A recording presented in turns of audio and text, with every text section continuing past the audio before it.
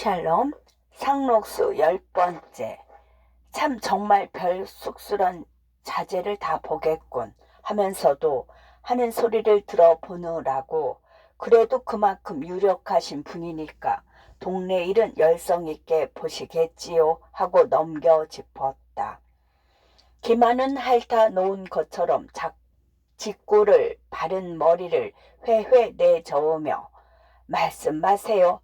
박동혁이 김건배 할 것 없이 이 동네의 젊은 사람들은 아주 원수 치부를 하는걸요. 왜요? 퍽 건실한 분들인데요. 그 속이야 뻔하지만 그까짓 게 무슨 얘기거리나 되나요? 하고 김한이 일본말로 돈이 갖고 왔나 진프스카 무라리 오르까라 난니모 데끼고 아리마생옹. 아무튼 저 따위 인물이 동네에 있으니까 무슨 일이 될 턱이 없지요 하고 결론을 짓더니 조춤조춤 영신의 앞으로 다가앉으며 말머리를 돌리려고 든다. 영신은 어이가 없어. 대체 당신은 얼마나 났소? 하고 입 밖까지 나오는 말을 마른 침으로 꼴깍 삼키고 손떨 하나 없이 면도질을 한 기만의 얼굴을 말끄러미 쳐다보았다. 그때 마침 건배의 안악이 꽃게를 서너 마리나 들고 새로 조직된 부인 근로회의 회원들을 대여섯 사람이나 데리고 왔다. 영신은 구원병이나 만난 듯이 그네들을 반기는데 기만은 그럼 내일 저녁에라도 놀러와 줍시오.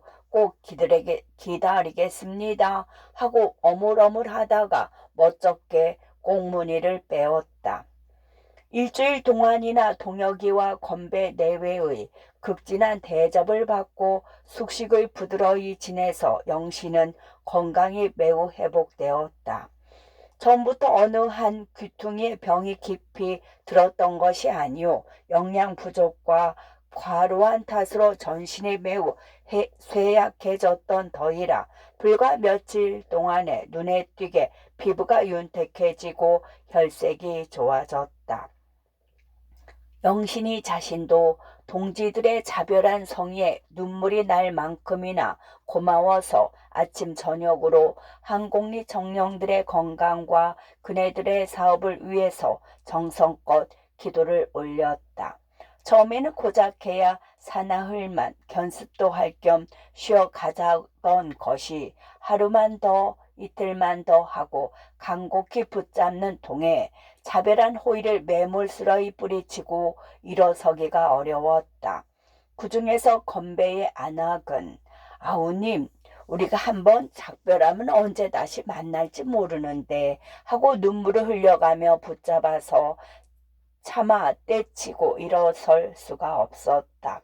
그러나 영신은 하루라도 더 남의 신세를 지며 저 혼자만 편하게 지내는 것이 무슨 죄나 짓는 것처럼 정석골 사람들에게 미안하였다. 영신이가 정석골로 내려가 자리를 잡은 뒤에 야학의 교장 겸 소사의 일까지 겹쳐하고 어린애들에게는 보모요, 부녀자들에게는 지도자가 될 뿐 아니라 교회의 관계로 전도부인 노릇도 하고 간단한 병이면 의사 노릇까지 하여 왔다. 그렇게 몸 하나를 열에 쪼개내도 감당을 못할 만큼이나 바쁘게 지내던 사람이 여러 날 나와 있으니 하루 사세가 하루라도 더 머무르기가 어려웠다. 그 중에도 눈에 암암한 것은 저녁마다 손목과 치마골에 메어 달리던 어린이들이요. 귀에 쟁쟁한 것은 선생님, 선생님 하고 부르던 아이들의 목소리이다. 엄동설안에도 홑 고쟁이를 입고 다니던 계집 아이들. 그러면서도 으슥한 구석으로 선생을 무작정 끌고 가서 확률이나 대추 같은 것을 슬그머니 손에 쥐어주고는 부끄러워서 꼬리가 빠질 듯이 달아나던 그 정든 아이들. 한 번은 이런 일까지 있었다. 어느 눈 내리던 날밤 야학을 파고 사숙으로 돌아가는 길인데 아버지도 어머니도 잃어버리고 일가 집에 붙여서 사는 근본이란 계집애가 숨이 턱에 닿아서 쫓아오더니 선생님의 제끼 주머니에다가 꽁꽁한 손에 쥐고 있던 것을 넌지시 넣어주고 달아났다. 아서라, 이런 거 가져오지 말고 니나 먹어라, 응? 하면서도 영신은 어린애의 정을 물리칠 수가 없어서 왜 콩이나 밤토리겠거니 하고 만져보지도 않고 가서 재킷을 벗어 거는데 방바닥으로 우르르 쏟아지는 것을 보니 껍질을 말끔 깐 도토리였다. 영신은 떫어서 먹지도 못하는 그 도토리를 접시에 소복히 담아 책상 머리에 놓고 들여다보고 손바닥에 굴려보고 하다가 콧마루가 시큰해지더니 눈물이 뜨끈하게 쏟던 생각이 났다.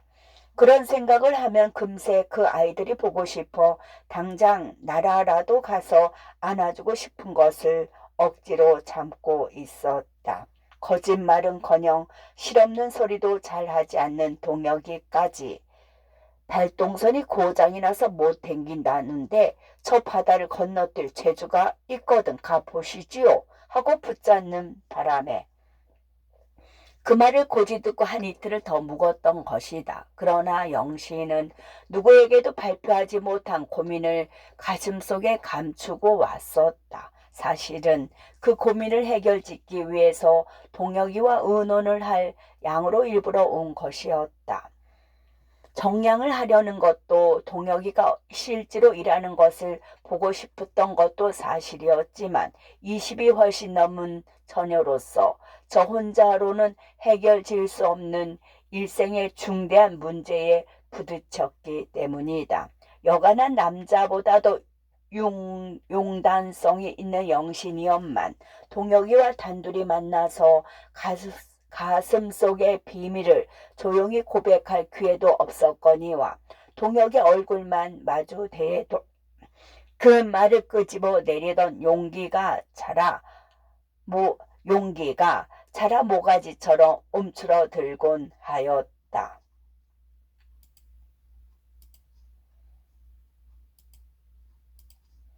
해당화 필때 영신이 떠나기로 작정한 전날 밤은 달이 유난히 밝았다.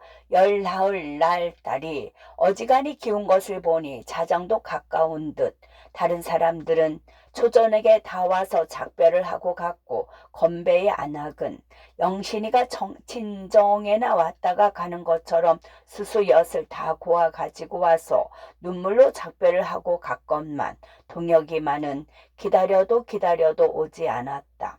점심때 집에 볼 일이 있다고 잠깐 다녀오는 갔으나 동화의 말을 들으면 집에는 종일 들어오지를 않았다고 한다. 영신은 한마디라도 꼭 하고 가야만 할 말이 있는데 하고 이제나 저제나 하면서 눈을 까맣게 기다리다가 내일 아침에야 일찌감치 오겠지 하고 누웠었다. 서창을 물들이는 달빛은 이런 걱정저런 근심에 잠을 이루지 못하는 영신을 문 밖으로 꿰어내었다.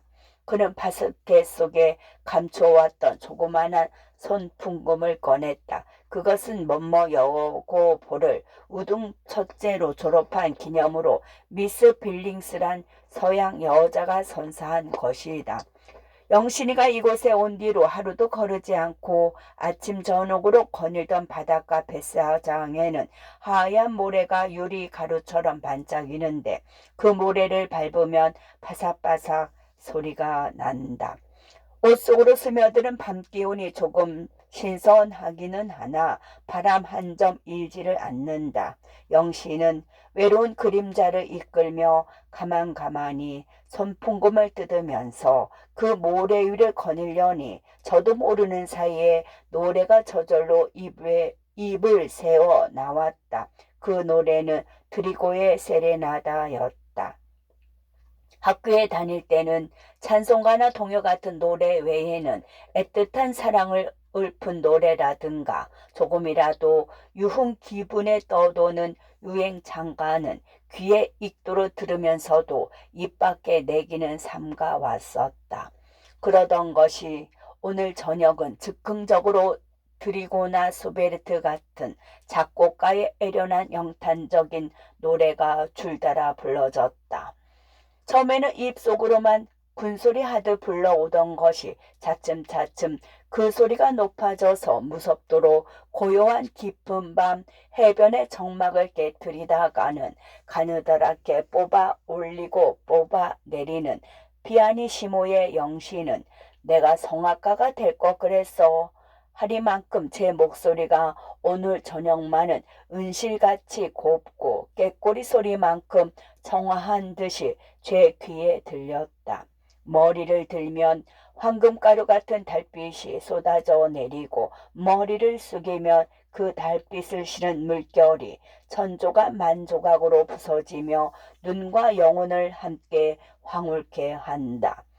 다시금 머리를 들어 하늘을 우러르며 불솜 같은 구름 속으로 숨바꼭질을 하는 달 속에는 쓸쓸한 방구석에 홀로 누워 외딸을 기다리는 어머니의 눈물에 젖은 얼굴이 비치는 것 같고 기다란 한숨과 함께 머리를 떨어뜨리면 닦아놓은 거울 같은 바다 위에 꿈에도 잊지 못하는 고향 산천의 모습이 아련히 떠오른다. 영신은 뱃사장에 펄썩 주저앉으며 눈을 꽉 감았다. 이번에는 무형한 그 무엇이 젖가슴으로 치부러 오른다. 아니 내가 왜 이럴까 하고 제 마음을 의심도 해보았다. 이제까지 참고 눌러왔던 청춘의 온뇌에 온몸이 사로잡히자 영신의 떨리는 입술에서 터져 나오는 한마디는 하나님 제가 그 일을 사랑해도 좋습니까? 하는 독백이었다. 영신은 다시 부르짖듯이 신앙의 대상자에게 호소한다. 하나님, 일과 사랑과 두 가지 중에 한 가지를 택해 주시옵소서. 저의 족속의 불행을 건지시기 위해서 이 한 몸을 바치겠다고 당신께 맹세한 저로서는 지금 두 가지 길을 함께 밟을 수가 없는 처지에 부딪혔습니다. 그러나 하나님, 저는 그 두 가지 중에 어느 한 가지를 버릴 수가 없습니다. 영신은 모래 위에 푹 엎드러졌다. 방울방울 떨어지는 뜨거운 눈물에 번지는 모래를 으스러지라고 한 움큼 움켜쥐고서 어디서 무엇에 놀라서 날아가는지 물새 한 마리가 젖을 보태는 어린애처럼 삐약삐약하고 울면서 머리 위를 지나간다. 영신은 고독과 정막이 서리를 끼얹는 듯해서 진저를 지고는 빨딱 일어나면서 치맛자락에 모래를 활활 덜었다. 그 외롭고 적적한 생각을 잠시라도 헤쳐버리려고 곁에 돌멩이를 쳤던 순풍금을 다시 집어 들고 가뭉에 맡겨 열 손가락을 놀리며 저도 모를 곡조를 한바탕 뜯었다. 누가 곁에 있어서 그 음부를 그대로 오선지에 기록하였다면 혹시 헝가리인의 관상곡 같은 작품이 이루어졌을지도 모르리라. 그는 풍금 다던 손을 쉬고 다시금 머리를 숙이고 묵묵히 생각에 잠겼다. 그때였다. 바로 영신의 등 뒤에 솟은 바위 위에서 시커먼 그림자가 괴물과 같이 나타나더니 저 그 곡조 한 번만 더 타주세요 하고 굴단한 목소리가 들렸다. 아이고 깜짝이야. 영신은 두 손을 쫙 벌리며 오금의 용수철이나 달린 듯이 빨딱 일어섰다. 전신에서 소름이 쭉 끼쳤다. 달빛을 정면으로 받아 시커먼 그림자의 정체가 눈앞에 드러나자 난 누구라고요? 어쩌면 그렇게 사람을 놀래키세요? 영신은 반가움과 원망스러움에 반죽이 된 표정으로 동혁을 살짝 흘겨본다. 동혁은 빙긋 웃으며 저벅저벅 걸어서 영신의 앞에 와 선다. 놀라긴 내가 정말 놀랐어요. 이 밤중에 어디로 가셨나 하고 빈방 속에서 한참이나 기다렸었는데 풍금 소리를 들으시고 여기 있는 줄 아셨군요. 네, 독창회에 방해가 될까봐 저 바위 그늘에서 입장권도 안 사고 근청을 했지요. 그 말에 대낮 같으면 영신의 얼굴이 석류처럼 빨개진 것을 볼 수 있었으리라. 잠시 이성을 잃었던 모든 동작과 미쳐 날듯이 목청껏 부른 노래를 동혁이가 지척에서 보고 들은 생각을 하고 여롭고 부끄러워 영신이가 얼굴을 붉힌 것뿐이 아니다.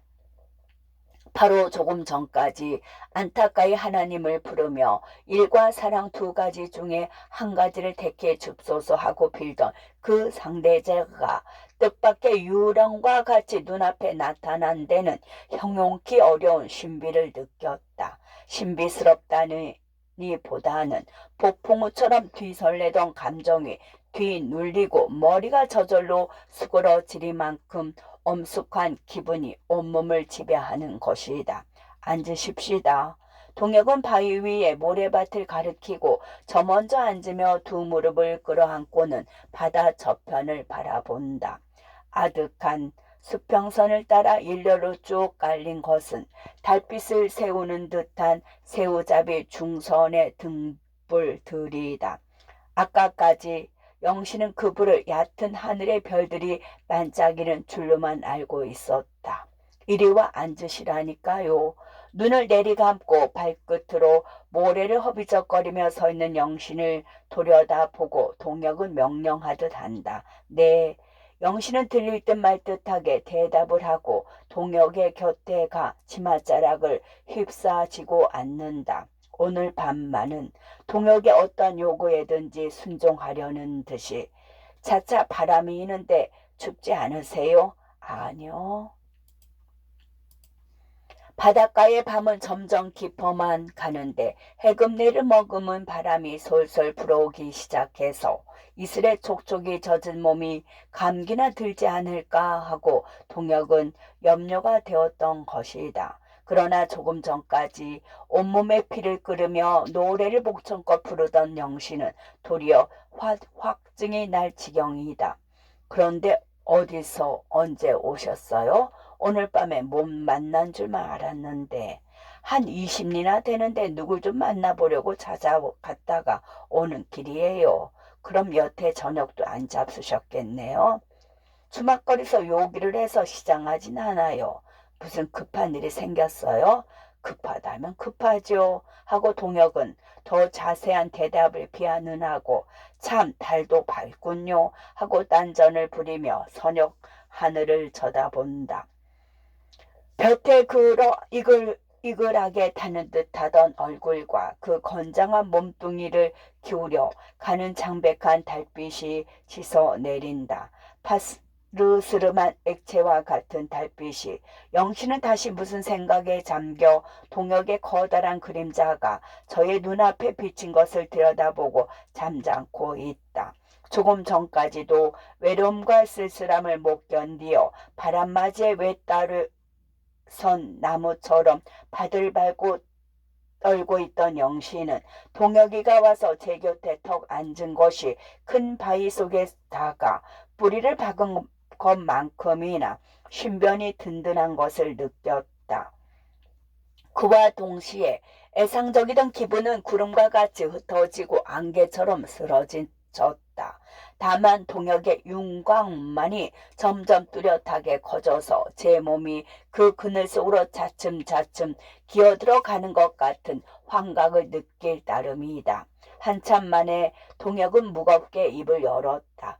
저 오실 때 편지에 꼭 친히 만나서 은호할 말씀이 있다고 그러셨지요. 그걸 지금 말씀해 주시지요.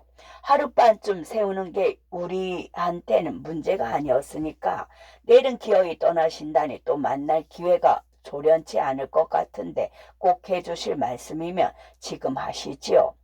영신의 머리는 수그러만 드는데 동혁의 눈은 점점 탐조등처럼 빛난다. 왜 말씀을 못하세요? 무슨 말인지 시원스럽게 해버리시지요. 나도 하고 싶은 말이 있는지도 모르니까요. 영신은 그 말이 떨어지기를 기다리고 있었던 것처럼 그제야 고개를 번쩍 들었다. 그럼 동혁씨가 하고 싶으신 말씀부터 먼저 해주세요. 아니, 내가 먼저 물었으니까 영신씨부터 대답을 하실 의무가 있지 않겠어요? 그래도 먼저 해주세요. 권리니 의문이하고 빡빡하게 구실 것 없이. 영신의 목소리에는 소녀와 같은 응석조차 약간 섞였다. 그건 안 될 까닭이 있어요. 언권을 먼저 드리지 않으면 붕괴하시는 성미를 잘 알고 있으니까요. 그 말 한마디에 여태 이태 전 뭐뭐 일보사 주체의 간친의 석상에서 처음 보았을 때의 인상과 압박골서 담을 세우던 때의 정경이 바로 어제런 듯 주마등과 같이 두 사람의 눈앞을 달렸다. 그것은 두 사람의 평생을 두고 잊으려야 잊을 수 없는 무한히 정다운 추억이었다. 그와 동시에 두 사람은 불시에 몸과 마음이 더 한층 가까워지는 것이 느껴졌다. 동혁은 더 우기지 않았다. 남자의 자존심으로가 아니라 그런 말을 강제로 시키기가 가엾은 생각이 들었던 것이다. 그럼 이번만은 내가 지지요 하고 동혁은 한참이나 뜸을 들이더니 어째서 그런지 몰라도 내가 영신 씨한테 하고 싶은 말이나 영신 씨가 나한테 꼭 하고 싶다고 벼르면서도 얼핏 입 밖에 내지 못하는 말은 그 내용이 비슷한 것 같은데 영신 씨 생각은 어떠세요? 말 대답이나 시원스럽게 해주셔야지요. 하고 동혁은 달려들기라도 할 형세를 보인다. 영신은 간신히 알아들을 만한 목소리로 저 역시도 한평생에 제일 중요한 우리의 운명이 좌우되는 그런 하고는 말을 잇지 못하고 떠듬떠듬 토막을 친다. 아무리 고집이 세고 무슨 일에나 앞장을 서고 누구에게나 지지 않으려는 성벽이 대단한 영신이었만 오늘 저녁 그 자리에서만은 꽃을 부끄리는 처녀의 속탈을 벗지 못한다. 아마 연애나 결혼 문제로 법 고민을 하시는 중이시지요.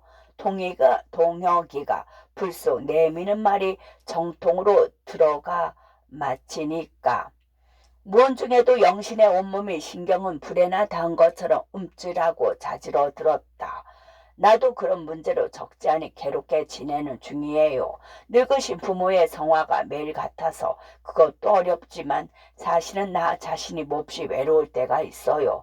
억지로 일을 해서 잊어버리려고는 애를 써도 나만큼 건강한 남자가 언제까지나 독신으로 지내는 건 암만 생각해도 부자연한 것 같아서 하고 발꿈치로 조약돌을 비벼서 으깨며 말을 멈추고는 영신을 흘낏 곁눈으로 흘겨본다. 영신은 손가락으로 모래 위에다가 글씨를 썼다 지웠다 한다. 영신씨. 동혁은 새삼스러이 저력 있는 목소리로 숨쉬는 소리가 서로 들릴 만큼이나 가까이 앉은 사람의 이름을 부른다. 네. 영신은 하얀 이마를 들었다. 멀고도 가까운 게 뭘까요? 끝도 밑도 없는 수수께끼와 같은 말에 영신의 눈은 둥그레졌다. 무엇라고 대답을 하면 좋을지 몰라서 눈을 깜빡깜빡 하더니 글쎄요. 사람과 사람의 사이일까요? 하고 동혁의 표정을 살핀다. 알듯하고도 모르는 건요. 아마 남자의 마음일걸요. 그 말 한마디는 서슴지 않는다. 아니, 난 여자의 마음인 줄 아는데요. 동혁의 거대한 눈동자는 영신의 가슴속을 뚫고 들여다보는 듯하다. 달은 등 뒤에 산마루를 타고 넘으려 하고 바람은 영신의 옷깃을 가벼이 날리는데 어느덧 밀물은 두 사람의 눈앞까지 밀려 들어와 나름나름 모래 바닥을 핥는다. 굴껍데기로 하얗게 덮개가 앉은 바위에 찰싹찰싹 부딪히는 파도 소리뿐 온 누리는 아담과 이브가 사랑을 속삭이던 태고적의 살림속 같은 정막에 잠겨있다. 그러나 두 사람의 형체 없는 영혼만은 무언중에도 가만히 교체한다. 똑같은 고민과 오내로 다리를 놓고서 영신은 앉아서 꿈을 꾸는 사람처럼 머리를 떨어뜨리고 있다가 제 속을 들여다보시는 것 같아서 간신히 한마디를 꺼내고는 말끝을 맺지 못하더니 제 사정은 대강 아시는 터이지만 얼마 전에 어머니가 청석골까지 다녀가셨어요. 제발 그만 시집을 가라고 이틀 밤이나 꼬박이 세워가며 빌다시피 하시는 걸 끝끝내 시원한 대답을 못해 드렸어요. 그래서요? 그랬더니 나중에 네가 이 홀어머니 하나를 영영 내버릴 테냐고 자꾸만 우시는 데는 참 정말 뼈를 깎아내는 것 같아서 영신은 복박쳐 오르는 설움을 잡느라고 이를 악문다. 그러게 언짢아 하실 게 뭐 있어요. 얼른 결혼만 하시면 문제는 다 해결이 될걸요. 하고 동혁은 일부러 비유를 긁어주면서도 그 다음 말이 궁금해서 영신의 곁으로 다가앉는다. 영신은 남자를 원망스러이 흘기 쳐다보고는 다시금 주저주저 하다가 버쩍 용기를 내어 저 보통 학교에 다닐 때 돌아가신 아버지가 혼인을 정해주신 남자가 있었어요. 이 말을 듣자 동혁의 눈은 금방 화증단만해졌다.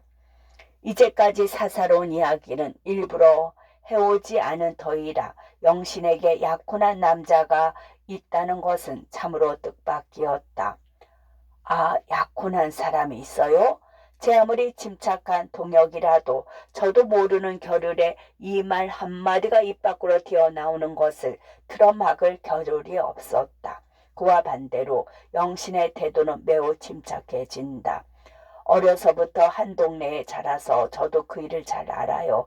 김정근이라고 시방 황해도 어느 금융조합에 취직을 했는데 사람은 퍽 얌전해요. 하는데 그 사이에 제가 너무 당황하는 눈치를 보인 것을 뉘우친 동혁은 영신의 말을 자아내는 수단으로 얼핏 말끝을 채트려 그만하면 조건이 딱 구비됐군요. 하고는 시침을 딱 갈기고 외면을 한다. 영신은 대들어서 동혁의 넓적다리를 꼬집기라도 하려는 자세를 보이다가 글쎄 그렇게 사람을 놀리지만 마시고 들어보세요. 대강만 얘기를 할게요. 하고는 다시 바다 저편에 고기잡이 등불을 바라보다가 그런데 그이는 내가 자기하고 결혼을 할 줄만 믿고 있거든요. 지난 겨울엔 일부러 휴가를 맡아가지고 찾아왔는데 그 말 저 말 해가며 속을 떠보니까 농촌운동 같은 데는 덜 큰 만큼도 이해가 없고요. 그런데 취미까지도 없어요. 그래도 어떠한 생활의 목표는 있겠지요. 그저 월급이나 전략을 해서 한 달에 얼마씩 또박또박 저금을 했다가 그걸로 결혼 비용을 쓰자는 거. 그 말에 동혁은 아무렴 그래야지요. 현대는 금전 많는 시대니까. 거 일찌감치 지각이 난 정년이로군 하고 시골 늙은이처럼 매우 단복을 한다. 남은 진심으로 하는 말에 한편에서는 자꾸만 이죽거리며 쓸까 쓰기만 하니까 영신은 발끈하고 정말 성미가 났다. 아니 그렇게 조롱만 하시는 법이 어디 있어요. 난 인전 말도 안 할 테야요. 하고 톡 쏘아 붙인다. 그러나 그 말쯤에 노염을 탈 동혁이가 아니다. 아니 이건 결혼 얼른 못하는 와플이를 내겠다 하시는 셈이에요. 하고도 한층 빈둥빈둥해진다. 동혁은 조바심이 날 만큼이나 영신과 약혼한 남자와의 사이가 어떠한가 하는 것이 궁금하였다. 아무리 저에게는 가림새 없이 모든 것을 터놓고 말하는 터이지만 남녀 간의 관계에 들어서는 자연 은휘하는 일이 있을 것이 의심스럽고 어느 정도까지는 그 남자에게 질투 비슷한 감정을 느낀 것도 사실이다. 그러나 그렇다고 죄인이나 붙잡아다 앉혀놓고 신문을 하는 것처럼 빡빡하게 물어보면 실토를 하지 않을 듯도 해서 일부러 농담을 하듯 하며 능청스러이 상대자의 속을 떠보는 것이다. 그러다가 영신이가 정말 입을 다물어 버려서 형세가 불리하니까 그건 다 웃음의 말이고요. 남의 일 같지가 않으니 말이지. 그럼 그 사람은 장차 무슨 일을 하고 싶다는 거예요? 하고 점잖게 묻는다. 그래도 영신은 성적한 색시처럼 눈을 꼭 내리감고는 입을 열려고 들지를 않는다. 이거 정말 화가 나셨군요. 그러지 말고 어서 말씀하세요. 달이 저렇게 기울어 가는데 하고 동혁은 얼더 드무려고 든다. 궁용조합에서 한평생 늙을 작정이야 아니겠죠? 영신은 그제야 조금 풀린 듯 그야 그럴 테지요. 돈이 좀 모이면 장변이라도 나서들여 가지고 자파상을 하나 내고서 생활 안정을 얻자는 게 그의 고작하는 이상이에요. 돈벌이를 하는 것밖에 우리로선 할 노릇이 없다는 게 이를테면 그의 사상이고요. 그만하면 짐작하겠어요. 요컨대 어머니께서 그런 착실한 사람을 대릴 사위처럼 얻어서 늙으신 몸을 의탁하고 인제 딸의 재미를 좀 보시겠다는 게지요. 그런 눈치에 하여. 동혁은 무엇을 궁리할 때면 의뢰하는 버릇으로 두 눈을 끔뻑끔뻑하고 있다가 신중한 어조로 그럼 워낙 주의나 이상은 맞지 않더라도 그 사람한테 혹시 애정을 느껴보신 적은 있기는 쉬울 듯한데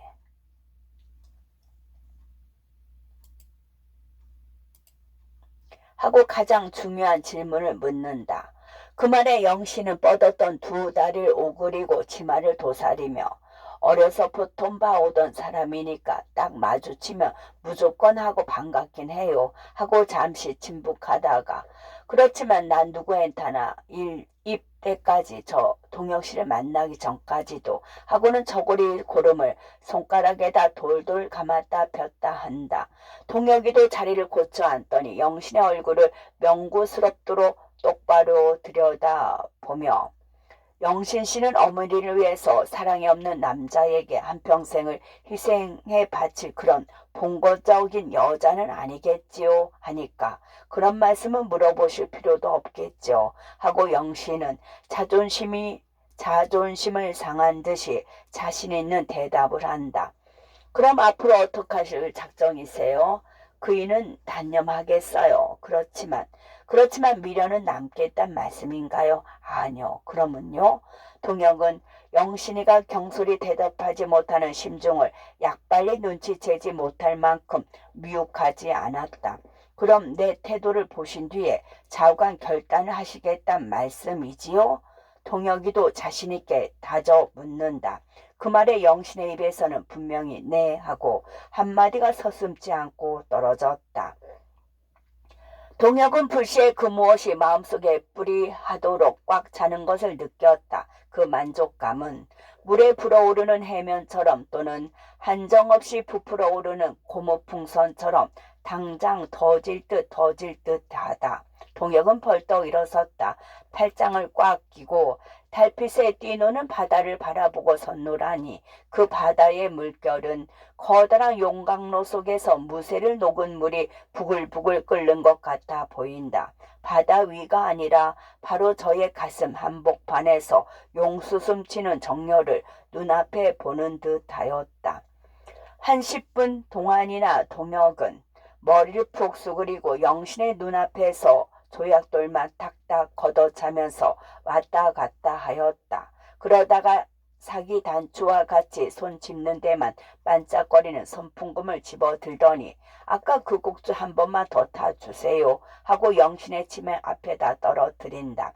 영신은 마지못해서 풍금을 받아들면서도 얘기를 하다 말고 이건 뭐예요? 하고 뒤설레는 마음을 진정하느라고 몸 둘 곳을 몰라 하는 동혁을 쳐다본다. 글쎄 특정인이 두 말씀 말고 다 주세요. 이번에는 반쯤 명령하듯 한다. 영신은 그만 청을 거역하기가 어려워서 풍금 손잡이에 손가락을 키면서 아까 그건요 되나 안 되나 함부로 다 본 건데 나도 무슨 곡준지 잊어버렸어요 하고 고개를 외로 꽂더니 왜 우리가 다 아는 훌륭한 곡주가 있지 않아요? 난 어디를 가서든 저 동혁씨와 한 곡이 생각이 나면 이 곡을 탈퇴해야 해요. 말이 끝나자 영신은 찬찬히 팔을 폈다 오므렸다 한다. 그 곡조는 시작만 들어도 애향하다. 그러나 조기해 때에 부르던 것과는 딴판으로 느릿느릿하게 타는 그 멜로디는 가늘게 떨며 그쳤다 이었다 하는 것이 무엇을 호소하는 듯이 몹시 애련하다. 그 밤만 밝으면 기약 없는 길을 또다시 떠나는 그 애달픈 이별의 정을 조그만 악기 속에 가득히 담았다. 흩었다 하기 때문인 듯 허공에 얼굴을 쳐들고 두 눈을 딱 감고 섰는 동혁은 듣다 못해 그만 집어 집시다 하고 외친다. 그래도 얼른 그 지지를 않으니까 와락 달려들어 선풍금을 빼앗더니 뱃사장에다 내 동댕이를 친다. 영신은 어쩐 영문인지를 몰라서 어리둥절하고 입을 조금 벌린 뒤에 동혁의 눈치만 살핀다. 동혁은 술이 몹시 취한 사람처럼 앞을 가누지 못하더니 그 유착한 몸을 푹 엎어지자 영신의 소담한 손등은 남자의 뜨거운 입김과 축축한 입술을 느꼈다. 영신은 온몸을 달팽이처럼 오그라들이고는 눈을 사르르 내리감고 있다가 참 이 바닷가에 왜 해당화가 없을까요? 하고 딴전을 부리며 살그머니 손을 빼어내려고 든다. 그러나 그 손끝과 목소리는 함께 떨려 나왔다. 해당화는 지금 이 가슴 속에서 새빨갛게 피지 않았어요 하더니 영신은 조심스레 손 하나를 빼어 목사가 세례를 주는 것처럼 부스스하게 일어선 동혁의 머리 위에 얹으며 그만 일어나세요 네 하고 달래듯이 가만히 흔들더니 나도요 동혁씨의 고민을 말씀하지 않아도 잘 알고 있어요. 동혁씨가 내 맘을 잘 이해해 주시는 것처럼 그러기에 이태 동안이나 그다지 그리워하던 당신께 제 사정을 하소연하려고 일부러 온 거예요. 이 세상에 다만 한 분인 동지한테 제 장례를 의논하려고요. 동혁은 천천히 머리를 들었다. 지독하게 마취를 당했다가 깨어난 사람처럼 개슴츠레한 눈으로 눈물에 어리운 영신의 얼굴을 들여다보며 나는 영신 씨를 언제까지나 동지로만 사귈 수가 없어요. 하고는 또다시 그 돌공이 같은 동혁은 머리를 숙인 채 매우 조급히 묻는다. 영신은 조금 떨어져 앉아 잠시 머릿속을 정돈시킨 뒤에 입을 연다.